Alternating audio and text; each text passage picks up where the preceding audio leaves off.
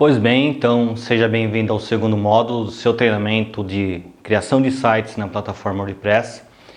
Esse módulo está pautado em assuntos que são conceituais, são temas e conceitos que você precisa conhecer para desenvolver melhor o seu site, né?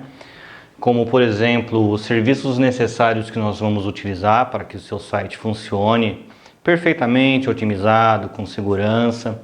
Vamos trabalhar também sobre os fundamentos de HTML5 e CSS3, que são os códigos do design, são chamados códigos front-end, responsáveis pela formatação do seu site, pela visualização dos elementos, pela parte gráfica do seu site, né? Também vou trabalhar ainda nesse módulo fundamental sobre tratamento de imagens. Eu vou fazer esse trabalho de tratamento de imagens voltado ao desenvolvimento web, então vou explicar como que deve ser tratado uma imagem, vou explicar também como é feito um recorte de imagem para que eu tenha um fundo transparente no formato GIF, para que deixe o seu projeto prático ainda mais rápido na hora que você estiver desenvolvendo, ok? Bom, a primeira aula, então, desse segundo módulo, eu já vou abrir aqui mesmo, tá? Que eu gostaria de apresentar para você como a internet funciona. Então, deixa eu passar só um pouquinho isso aqui para cá. Perfeito.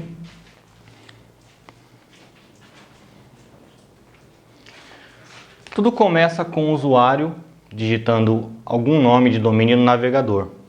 A partir do momento que o usuário digita o nome de domínio, esse nome de domínio vai passar pela rede dele e vai buscar esse nome de domínio no que chamamos de servidor DNS. O servidor DNS ele vai fazer uma série de comunicações com dois tipos de servidores, tá? Autorrotativos e recursivos. Não é necessário que você guarde esses nomes, tampouco conheça profundamente como esses dois tipos de servidores funcionam. O importante é entender o seguinte, que o servidor DNS ele é responsável por armazenar um determinado nome de domínio a um determinado nome de IP. Então imagine que em cada lugar do mundo exista uma lista e nessa lista haja lá assim, o domínio digiap.com.br ele é o IP ABC, ou 123. O domínio privilege.com.br ele é o número de IP 1234. O domínio paulosabanelli.com.br ele é o domínio ABCD, ou melhor, 5678, né? É por isso que quando a gente cria um domínio novo no site do Registro BR, existe o que se conhece como tempo de propagação. É justamente esse tempo de propagação que é necessário para que essas listas de nomes de domínios, né, de resoluções de nomes de domínios, elas sejam atualizadas no mundo. O tempo de propagação também acontece quando nós trocamos de um site de servidor. Quando um site ele sai de um servidor e vai para outro, isso significa que o IP dele será diferente. Isso acontece porque para cada dispositivo na internet ele tem um IP. O IP ele é como se fosse o CPF dos dispositivos. Portanto, se eu troco o meu site de um servidor web para outro, eu consequentemente estarei alterando o meu número IP e novamente essa lista aqui, tá, de DNS ela vai precisar ser atualizada e também será necessário um tempo de propagação. O registro BR ele diz que o tempo de propagação ela pode acontecer em até 3 dias. No entanto, com as ferramentas que nós vamos utilizar aqui no treinamento, você verá que nesse caso aqui de alteração de site de um servidor para outro, tá? O serviço ele vai propagar quase que instantaneamente, tá? Bom, dando continuidade, a partir do momento que o seu DNS ele é resolvido, tá? Então, o sistema ele entendeu que um nome de domínio, ele na verdade ele é um determinado IP. Isso vai correr a internet, tá? E vai chegar até o servidor onde está hospedado o seu site. Bacana isso, né? Bom, a partir do momento que o seu site é localizado, ele vai procurar um arquivo, tá? Em se tratando do WordPress, que é uma ferramenta desenvolvida em PHP, um arquivo chamado index.php. Esse index, ele não é necessariamente uma página ainda, tá? Ele precisa de um pouquinho mais de processo para virar página para ser exibida no navegador do usuário. E qual processo é esse?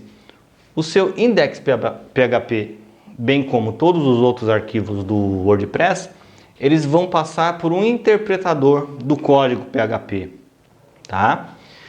A partir do momento que ele passa pelo interpretador, o interpretador vai entender o quê? Olha, qual é o banco de dados que tem esse tipo de informação? Quais os arquivos que estão relacionados com essa página, dentro ou fora até mesmo no servidor? Quais são as imagens que estão hospedadas no servidor que precisarão ser carregadas? Quais são os códigos adicionais, como por exemplo pixels de outras ferramentas ou software de terceiros que são necessários para um site funcionar? Então tudo isso é feito aqui, ó, nesse estágio, ó, no interpretador. O interpretador ele vai, por assim dizer, criar uma página HTML, vai enviar essa página HTML para o browser do usuário. Então o que o navegador vai fazer nessa hora? Ele vai renderizar a página.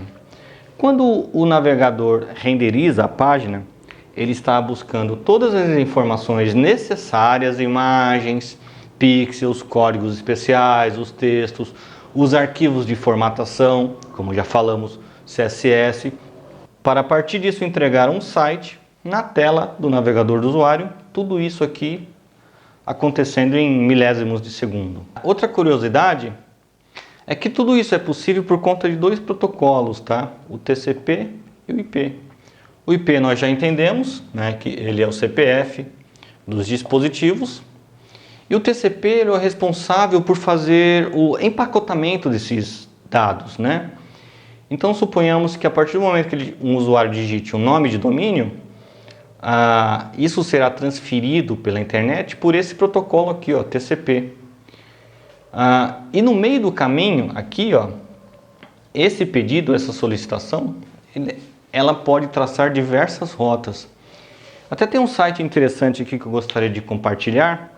Ao contrário do que muitos pensam, mais de 95% do tráfego na internet acontece por cabos submarinos e não por satélites, como algumas pessoas acreditam. Acho que vai valer a pena você dar uma olhada nesse site, porque vai dar uma dimensão, né, maior, assim, uma visão maior do que é a internet e o quanto ela parece simples do ponto de vista do usuário, que simplesmente dá 1, 2 cliques e tem em segundos tudo que ele precisa na tela do computador dele. Então, até a próxima aula.